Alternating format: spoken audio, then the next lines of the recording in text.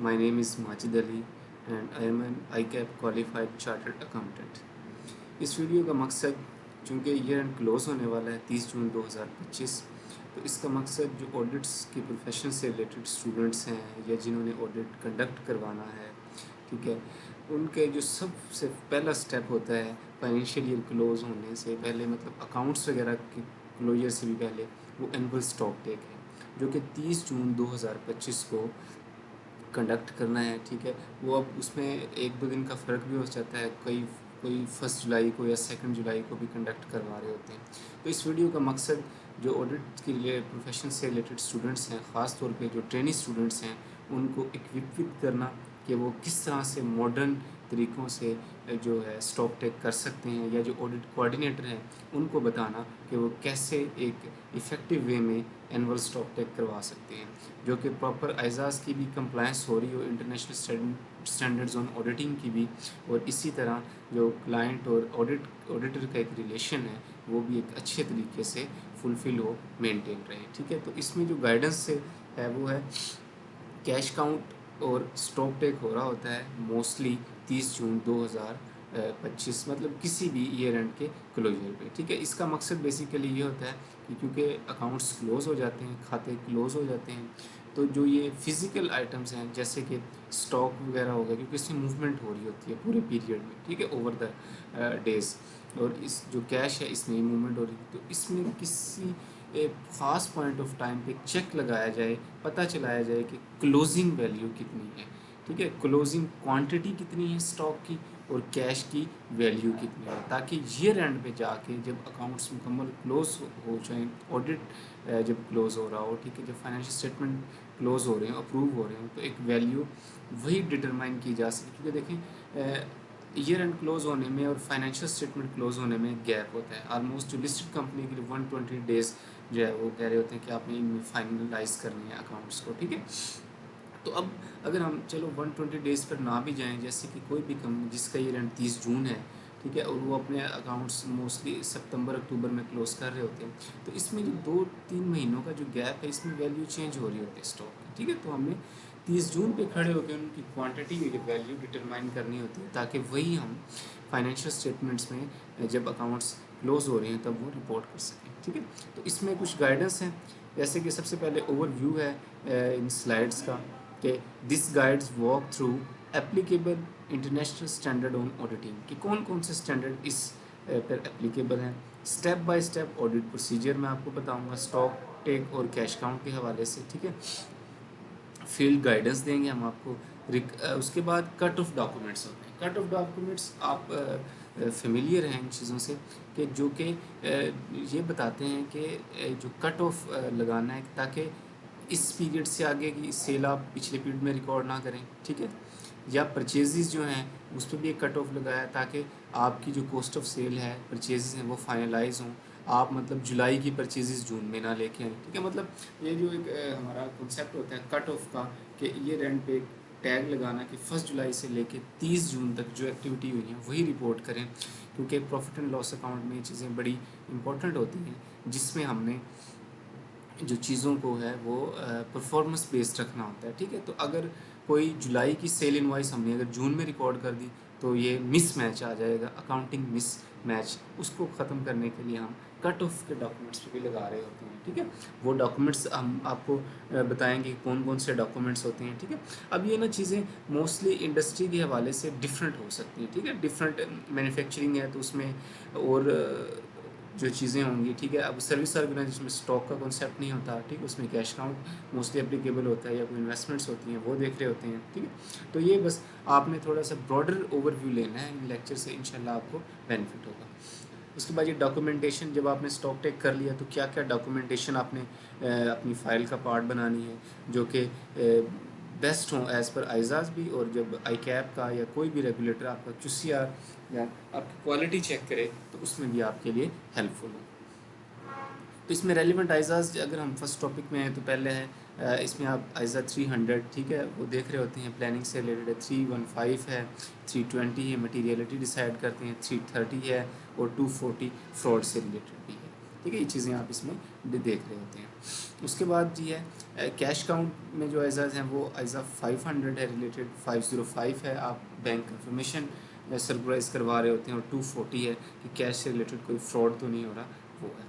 ठीक है, उसके बाद जी कम्युनिकेशन ऑफ डेफिशिएंसीज, जब आपने अपने सारे प्रोसीजर जो अभी हम डिस्कस करने जा रहे हैं वो परफॉर्म कर लिए, ये बेसिकली लेक्चर्स के मैं आउटकम आपको बता रहा हूँ। ठीक है, तो उससे रिलेटेड कोई डेफिशिएंसी तो वो आपने मैनेजमेंट के साथ डिस्कस करनी है, और उनसे रिलेटेड उनका रिस्पॉन्स या रिमार्क जो है वो नोट करना है, मतलब उन पॉइंट्स की डिस्पोजल करनी है। उसके बाद अपनी फाइल में क्या क्या चीज़ें आपने लगानी है, क्या क्या डॉक्यूमेंटेशन करनी है, ये भी हम इसमें डिस्कस करने जा रहे हैं। ठीक है, आइए हम सबसे पहले प्लानिंग फेज़ में चलते हैं। तो आपने सबसे पहले एंटिटी का बिज़नेस मॉडल समझना है। ठीक है, उसकी नेचर ऑफ इन्वेंट्री क्या हो सकती है। अगर आप खैर पाकिस्तान में जितनी भी शुगर्स हैं उनका ये रन तो 30 सितंबर है, लेकिन जो 30 जून की मोस्टली मैन्युफैक्चरिंग कंसर्न है और सर्विस ऑर्गेनाइजेशन है, तो अब आपने उनका हर लिहाज से उनकी इन्वेंट्री के नेचर को डिसाइड करना है। जैसे टेक्सटाइल है तो उसकी इन्वेंट्री कुछ और होगी, सोप इंडस्ट्री है उसकी कुछ और है। ठीक है, अगर कोई ब्लेड्स वगैरह बनाते हैं उनकी कुछ और है, कोई कोरोगेशन बॉक्सेस बनाते हैं उनका स्टॉक टेक जो है वो कुछ और तरीके से है, बैटरीज जो बनाते हैं उनकी इन्वेंट्री की नेचर और है। तो आपने प्लानिंग करते हुए ये सारी चीज़ें डिसाइड करनी कि किस तरह से आपने चीज़ों को परफॉर्म करना है। कैश हैंडलिंग, ठीक है, उसके बाद जी आइडेंटिफाई हाई रिस्क एरिया। ठीक है, मैनुअल स्टॉक सिस्टम तो नहीं है उनका, कैश हैंडलिंग, ये सारी चीज़ें भी आपने प्लानिंग के टाइम पे डिसाइड करनी है। डिटरमाइन दी मटेरियलिटी थ्रेशोल्ड, ठीक है, आपने डिसाइड कर लेना कि बैटरी हैं, अच्छा बैटरी में भी उनका काफ़ी स्टॉक होता है, मतलब कोई जैसे मैं आपको स्लैंग लैंग्वेज में बताऊँ, कोई 22 प्लेट ही बैटरी है, कोई 19 प्लेट ही है, कोई 7 प्लेट ही है, कोई 6 plate he.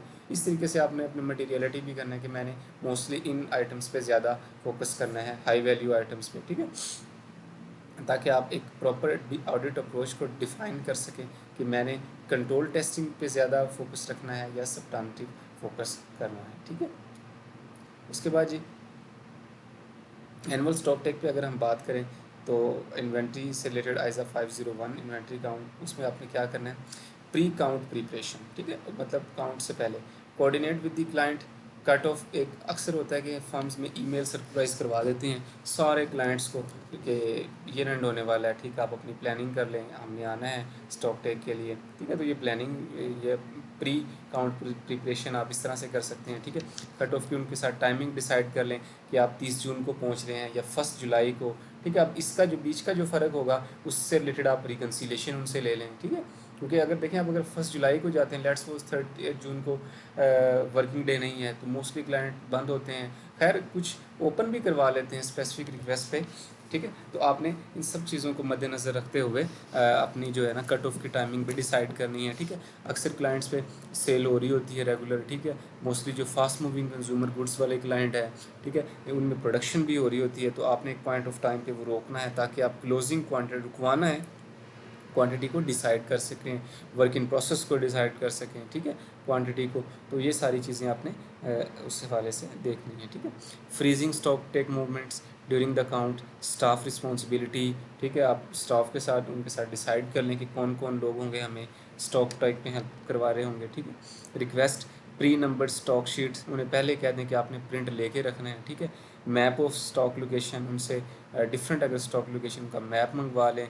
List of obsolete या डैमेज स्टॉक की इन्वेंट्री है उसकी भी पहले ही लिस्ट ले लें। ठीक है, वैसे ये आप चीज़ें ड्यूरिंग द स्टॉक टेक भी आप देख रहे होते हैं कि कौन सी चीज़ें ठीक हैं, ऑब्सोलीट हैं, डैमेज हैं। उसके बाद ऑब्जर्वेशंस जो आपने नोट करनी है या देखनी है, अटेंड फिजिकल स्टॉक टेक। ठीक है, ये आपने अटेंड करना है। ठीक है, observe whether inventory movement is halted, instruction are being followed, all stock is counted once, no duplication, perform dual direction test count, sheet to floor. ठीक है, आपने उनसे कहना है कि भाई ये तो नहीं होगा कि एक दफ़ा उन्होंने आपको ये बॉक्स काउंट करवाया था उसमें स्टॉक दोबारा फिर वही करवा दिया, ऐसा तो नहीं है। ठीक है, मतलब अपने स्टॉक को ओवरस्टेट तो नहीं कर रहे वो, क्योंकि देखें जो स्टॉक होता है ना इसका अल्टीमेटली इम्पैक्ट आपकी जो performance based profit and loss account होता है उसमें आना होता है। ठीक है, मतलब आप अगर आप क्लोजिंग स्टॉक ज़्यादा कर देंगे तो कॉस्ट ऑफ सेल कम हो जाएगी, कॉस्ट ऑफ सेल कम हो जाएगी तो आपका प्रॉफिट बढ़ जाएगा। तो ये सारी चीज़ें आपने मद्देनज़र रखते हुए एक इफ़ेक्टिवली और एफिशिएंटली वे में स्टॉक काउंट जो है ना वो करना होता है। ये एक ऑडिटर की एक बड़ी अहम रिस्पॉन्सिबिलिटी होती है। उसके बाद जी perform dual direction test basically ये होता है कि शीट टू फ्लोर, कि आपको जो उन्होंने शीटें दी हैं आप देखें कि उस शीट में जो आइटम लिखा हुआ है उसकी क्वांटिटी है, आप उन्हें कहें कि मुझे ये फ्लोर पे काउंट करवा दें, ठीक है। इससे क्या होगा, कंप्लीटनेस इंश्योर हो जाएगी। दूसरा, आप करें कि जो चीज़ें फ्लोर पे पड़ी हुई हैं उन्हें कहें कि यार ये मुझे फ्लोर पे मैंने गिन ली, ये 100 है या 200 है, आप मुझे ये जो शीटें दी हैं ना काइंडली इसमें पॉइंट ऑफ टू कर दें कि ये किधर आ रहा है और कितनी आ रही है, ठीक है। तो इससे आप एग्जिस्टेंस भी जो है वो कवर कर रहे होंगे, ठीक है। तो इस तरह आपने परफॉर्म करने हैं प्रोसीजर।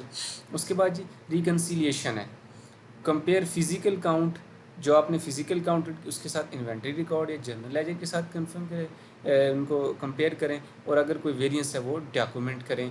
अक्सर ऐसे भी होता है कि क्लाइंट ने शीट पे आपके पास 200 आइटम आ रही हैं लेकिन फ्लोर पे 100 है, ठीक है। तो हो सकता है कि कुछ दूसरी लोकेशन में पड़ा हो स्टॉक, तो आप उनसे पूछें कि कहाँ पर है, हमें कंप्लीट करवाएं, तो दूसरी लोकेशन पे जाके कर लें, ठीक है। मतलब साथ वाले वेयर हाउस में रखा है या किसी ब्रांच पे रखा है, तो ये सारी चीज़ें जो हैं चीज़ें इस तरह से चल रही होती हैं।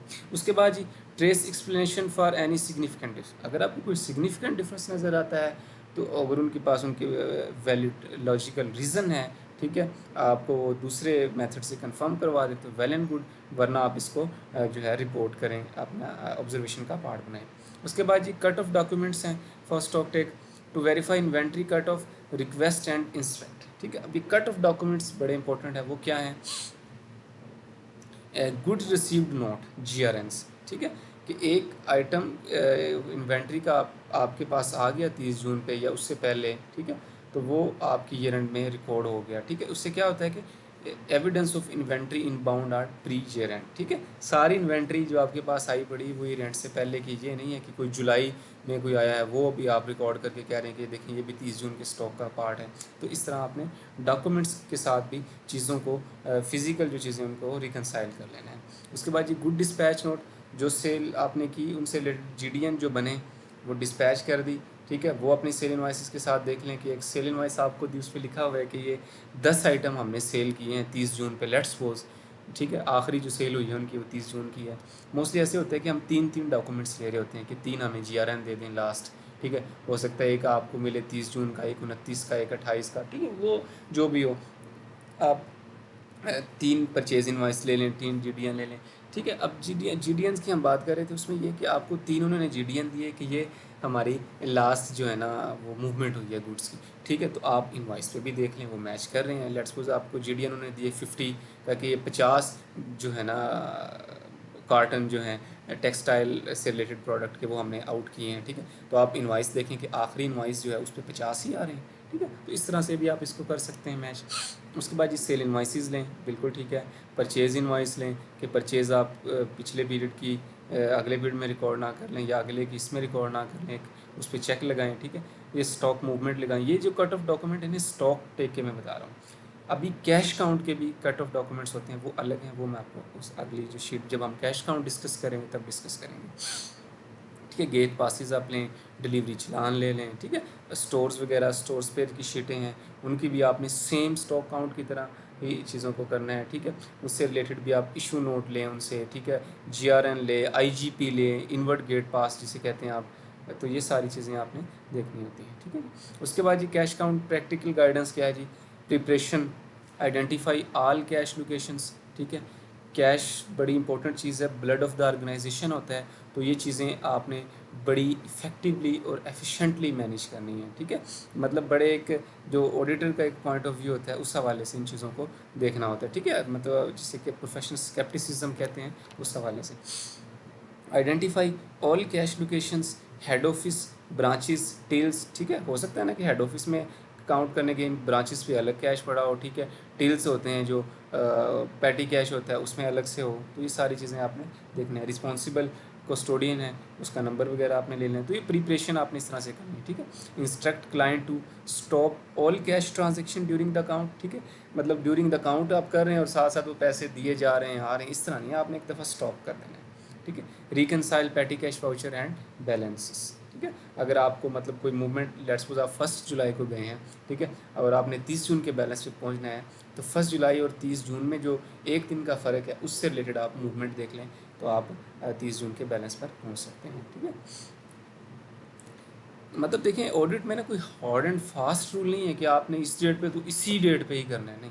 आपने चीज़ों को लॉजिकली पॉइंट ऑफ व्यू से भी देखना है, ठीक है। और आप एक ऑडिटर को एविडेंस मिल जाता है अल्टरनेटिव वे में, तो वो उसको कर लेते हैं। मोस्टली किसी में ऐसा होता है कि स्टॉक टेक 8-8-10 दिन के बाद भी हो रहा होता है, ठीक है। तो आप उस केस में उन डेज़ की रिकन्सिलेशन लेते हैं, और आप बैक डेट पे जब स्टॉक टेक कर रहे हो तो आप 30 जून के बैलेंस पे या किसी भी क्लोजिंग डेट के बैलेंस पे इस तरह पहुँच सकते हैं, ठीक है। उसके बाद ये कैश काउंट प्रोसीजर है, फिज़िकली काउंट करें तमाम कैश लोकेशन पे, ठीक है। कैश काउंट सर्टिफिकेट लें साइन हुआ, ठीक है।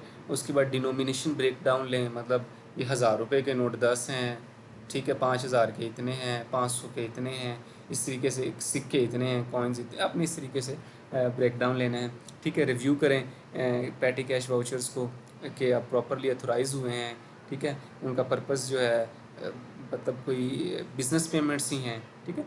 मतलब इससे ना आपको एक आइडिया हो जाता है कि जो कि आपको ऑडिट में काम आएगा, ठीक। ऑडिट में भी काम आएगा और स्टॉक टेक पे भी आपको पता चल रहा होता है, ठीक है। कैश इन ट्रांजिट कन्फर्मेशंस लें कि कोई कैश इन ट्रांजिट तो नहीं है, ठीक है। हो सकता है कि आप बैंक से निकलवाने गए हो कैश, वो भी उसी का पार्ट बनना हो। ये सारी चीज़ें आप इस तरीके से देख रहे होते हैं। वैसे मोस्टली केसेस में हम बस जो टिल में क्योंकि रुकवा दी जाती है मूवमेंट, तो बस वही जो पड़ा होता है कैश वही काउंट कर रहे होते हैं, और क्लाइंट भी वही अपनी फाइनेंशियल स्टेटमेंट में रिपोर्ट कर रहा होता है। उसके बाद इन्वेस्टिगेट करें कि कोई एक्सेस या शॉर्टेज तो नहीं है, जीएल में कुछ और बैलेंस है, आपको काउंट हुआ वो कुछ और है, ठीक है। अनयूजुअल एंट्री तो नहीं है जीएल में, ये चीज़ें आपने देखनी है। उसके बाद जी बैंक कन्फर्मेशन एंड रिकन्सिलेशन है। आपने कैश काउंट कर लिया, ठीक है। अब बैंक को कन्फर्मेशन भी भेजनी होती है, तो वो भी 30 जून की ऑडिटर वैसे बना कर लेकर आते हैं जब वो कैश काउंट पे जा रहे होते हैं, ठीक है। या ताकि वो क्लाइंट के अथोराइज सिग्नेटरी से साइन करवाएं और फिर रेलिवेंट बैंक में डिस्पैच कर दें, ठीक है। Review bank reconciliation statement, post dated cheque, undeposited collections, outstanding cheques, ये सारी चीज़ें आपने देखनी है ताकि आप एक प्रॉपर बैलेंस पर पहुंच सकें। उसके बाद ये कैश काउंट के भी कट ऑफ डॉक्यूमेंट्स होते हैं, जैसे कि कैश रिसीट बुक्स हैं, ठीक है। CRB जिन्हें कहते हैं कि वो आप ले लें, ठीक है। उससे आपको पता चल जाएगा कि 30 जून से रिलेटेड ही कैश है, वो आपको रिसीव हुआ, आपने उसको रिकॉर्ड कर लिया। ये नहीं कि जुलाई वाला कैश आ गया, ठीक है। सारी चीज़ें प्री नंबर्ड होती हैं, सीरियली नंबर्ड होती हैं, तो आपने लेनी है, ठीक है। इसी तरह कैश काउंट शीटें शायद हम डिस्कस करना भूल गए, वो भी आपने सीरियली नंबर्ड। ये नहीं है मतलब अब अक्सर होता है क्लाइंट पे ना कैश काउंट की ना बहुत ज़्यादा शीटें होती हैं, ठीक है। लेट्स सपोज इतना रॉ मटेरियल या मटेरियल है कि उनकी शायद 2000 पेजेस की शीटें बने, ठीक है। तो वो सारा प्रिंट लेना वो बड़ा एक कम्बरसम सा काम होता है। उस केसेस में आप सॉफ्ट में भी क्लाइंट से ले सकते हैं, ठीक है। आप उससे भी इंश्योर कर सकते हैं। अपने साथ अपना लैपटॉप रखें और साथ साथ चलते रहें, कहते कि मुझे ये गिनवा दें, ये तो देखें बेसिक पर्पस तो आपका जो है वो एक एविडेंस लेना है, ठीक है। मतलब कंप्लीटनेस को इंश्योर करना है, ठीक है। अब QCR वाले इस पर कोई पॉइंट रेस मुझे नहीं लगता कर रहे हैं, या वैलिड भी नहीं है शायद। आप उनको बताएं कि देखें जितनी शीटें थी, ठीक है, हम नहीं ले सके, आप ये चीज़ें डॉक्यूमेंट करें, फाइल का पार्ट बनाएं, ठीक है। ताकि किसी के ज़हन में देखें जी रिव्यू का मकसद भी यही होता है कि कोई भी दूसरा बंदा, ठीक है, वो आपकी फ़ाइल देखे और फ़ौरन समझ जाए कि जो जो प्रोसीजर लगने चाहिए थे वो लगे हैं। बैंक डिपॉजिट स्लिप है, आप उस पर भी कट ऑफ लगाएं, ठीक है। मतलब ये नहीं है कि आपने जब लगा दिया कट ऑफ तो उससे अगली जो स्लिप बनेगी वो अगले पीरियड में रिकॉर्ड होगी, ठीक है। मैचिंग जो कॉन्सेप्ट है आप उस तरीके से चलें ताकि तमाम इनकम जिस तरह आपने रिकॉर्ड अपने पीरियड से रिलेटेड अपने पीरियड में रिकॉर्ड की हैं इस और परचेजेस की हैं, इसी तरह आप जो कैश एंड बैंक की मूवमेंट है उस पर भी वो एक चेक लगाएँ, ठीक है। आप जो चेक रजिस्टर होता है, कंपनी के चेक बुक्स होती हैं, उस पर भी चेक लगा रहे होते हैं। अक्सर ना क्लाइंट हमसे रिक्वेस्ट कर लेते हैं, कहते हैं कि यार काइंडली आप ना ये 3-4 चेक छोड़ के ना फिर लगा दें, ठीक है, क्योंकि हमने फ़लाँ पेमेंट करनी है। तो ये मतलब इस तरह की चीज़ें आप देख लें। एक ऑडिटर के पॉइंट ऑफ व्यू से जब आपने सोचना है तो शायद आप उनको ये फेवर कर भी रहे हो, ठीक है, लेकिन आपने मोस्टली केसेस में इस तरह नहीं करना होता, ठीक है। आपने जो चीज़ें जैसे हैं वैसे ही लेकर चलनी होती हैं, ठीक है। अब कोई पेमेंट है तो भाई वो नेक्स्ट पीरियड में होगी, ठीक है। तो ये अब देखें मेरा मकसद बेसिकली ये है, एक तो आपको एक मतलब एज़ पर आइज़ाज़ चीज़ें बताना ही, साथ आपको प्रैक्टिकली भी बताना, ठीक है, क्योंकि चीज़ें एक्चुअल में ऐसी होती है। क्योंकि देखें bookish knowledge I know it's very important, but practical point of view से सोचना भी बहुत ज़रूरी है, ठीक है। अब इस वीडियो का मकसद भी ये है कि आपको एक प्रैक्टिकल ओवरव्यू देना, ताकि आप के पास नॉलेज हो, कंटेंट हो, जब आप किसी से बात करें या क्लाइंट पे स्टॉक टेक के लिए जाएं, ठीक है। क्योंकि देखें चीज़ें बिल्कुल बुकिश भी नहीं चल रही होती, ठीक है।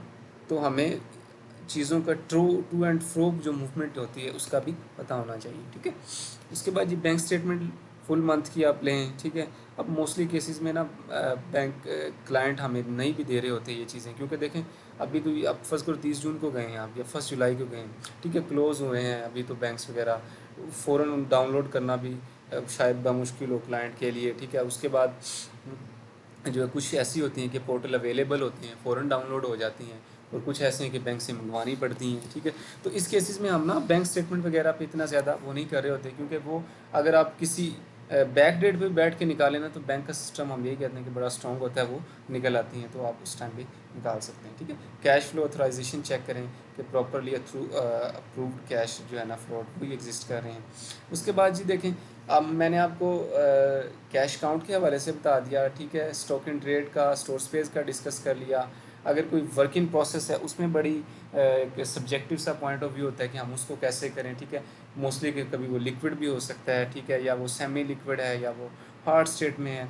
तो ये आपने इन्वेंट्री की नेचर के हिसाब से, ठीक है, और जिस तरीके से, क्योंकि देखें कंपनी के जो अपने इंटरनल ऑडिटर हैं या इंटरनल स्टाफ है, वो भी तो स्टॉक टेक कर ही रहा होता है ना, ठीक है। तो उससे भी आपको एक आइडिया हो जाएगा, उनकी भी गाइडेंस आप ले सकते हैं कि आप इसको कैसे करते हैं। और एक ऑडिटर को जब चीज़ें अगर समझ आ जाएं आपको कि ठीक है, अच्छा, तो वेल एंड गुड, आप इसको अच्छे तरीके से लेके चल सकते हैं, ठीक है। आप उन पर रिलाई कर सकते हैं।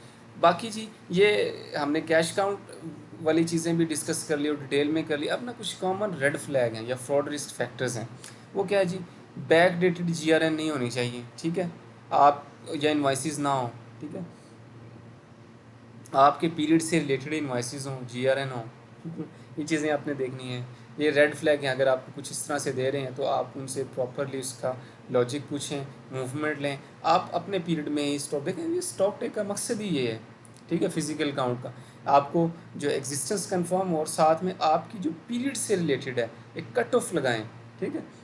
तो ये चीज़ें आपने देखनी। Pre dated GDN for post year and delivery, ऐसा तो नहीं है कि कोई प्री डेटेड इन्होंने जीडीएन लगा दिए हैं, ठीक है, ताकि ईयर एंड के बाद जब हम डिलीवरी करें उस पर लिखा, मतलब कुछ क्लाइंट्स होते हैं ना, वो अपनी सेल्स को, स्टाफ टीम्स वगैरह जो होती हैं, सेल्स टीम, उन्हें टारगेट मीट करने होते हैं, तो इस तरह की कोई फ्रॉड रिस्क फैक्टर ना हो, आपने चीज़ें देखनी है। मिसिंग स्टॉक शीट, ये तो नहीं है कि आपको stock sheet the, let's suppose 2000 pages की थी, या इसको थोड़ा सिंपल करते हैं 100 पेजेस की थी, ठीक है, आपको जो दी हैं उसमें से 8-10 पेजेस गायब हैं, तो कोशिश करें कि प्री नंबर्ड जो चीज़ें हैं वो लें।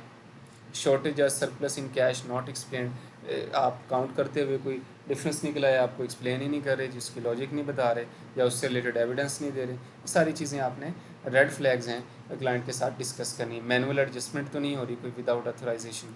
उसके बाद ये डॉक्यूमेंटेशन है, must include count observation checklist, ठीक है। आप ख़ास तौर पे ना हम ऐसे करते हैं कि जब इन्वेंट्री शीट हमारे हाथ में होती है ना, तो हम उसी के साथ ही लिख रहे होते हैं कि अच्छा जी एज़ पर शीट ये आई रही होती है, साथ आप फिज़िकल भी उसके सामने लिख लेते हैं कि स्टॉक शीट में 50 लिखा हुआ था, फिज़िकल मेरा इतना है। तो ये चीज़ें भी आपने देखनी है, ठीक है। ये डॉक्यूमेंट्स का अपना पार्ट बनाना है। टेस्ट काउंट रिज़ल्ट आपने काउंट किया तो उसके रिज़ल्ट्स क्या आए, ठीक है, वो लिखने हुए हैं आपने। रिकन्सिलेशन स्केजुअल लगाने हैं अगर कहीं ज़रूरत हो तो, ठीक है। Photo optional but effective photo लगानी है कि देखें हमने किया, बेसिकली तो उससे क्या होता है, एविडेंस क्लियरिटी आती है। साइंड कैश काउंट स्टेटमेंट होनी चाहिए आपके पास।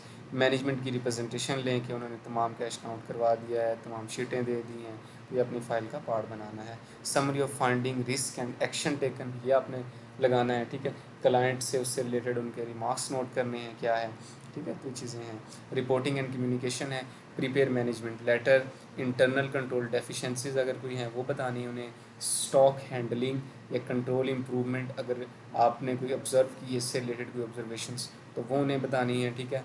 अक्सर होता है कि कुछ स्टॉक होता है उससे रिलेटेड आपको बैंक से कोई प्लेज का या कोई वो नज़र आता है, तो वो भी आपने स्टॉक प्लेज की अलग से रिपोर्ट लेनी है कि 30 जून पे इतना स्टॉक प्लेज था। ये सारी चीज़ें प्रैक्टिकल पॉइंट ऑफ व्यू से आपने देखनी है, ठीक है जी। कैश हैंडलिंग रिकमेंडेशंस आपने उनको रिकमेंड करें कि जी हमने ऑब्ज़र्व किया ऐसे हो रहा था लेकिन होना ऐसे चाहिए, उसमें ये रिस्क हो सकता है। तो ये सारी चीज़ें आपने रिपोर्टिंग एंड कम्युनिकेशन जो कि आइज़ा 265 में डिस्कस करते हैं, आपने उसका पार्ट बनाना है। Ensure compliance with ISA, ICAP, ISQM1, quality management 1 on engagement quality control. ये सारी चीज़ें जब अगर लेके चलते हैं तो आप ऑटोमेटिकली ISQM1, ISQM वगैरह की आप कंप्लायंस कर लेते हैं। ठीक है जी, ये जी सी सारी प्रैक्टिकल गाइडेंस। बहुत शुक्रिया आपका लेक्चर सुनने के लिए और चीज़ों को नोट करने के लिए। होपफुली मैं उम्मीद करता हूँ कि आपको चीज़ें समझ आएंगी। Still if you need any guidance please let me know, और अपने कमेंट्स में मुझे ज़रूर बताइएगा, ठीक है, कि आपको ये वीडियो कैसे लगी, ताकि और आप फ्यूचर में आप किन टॉपिक्स पे अपना फीडबैक से मुझे ज़रूर बताइएगा। आप चाहते हैं कि इस पे भी हम जो है थोड़ा एक्सप्लेन करें, चीज़ों को एलेबोरेट करें। बहुत शुक्रिया जी। आज के लिए इतना ही। इंशाल्लाह मिलते हैं फिर किसी नेक्स्ट वीडियो में। तब तक के लिए मुझे इजाज़त दें। अल्लाह हाफ़िज़। बहुत शुक्रिया आपका।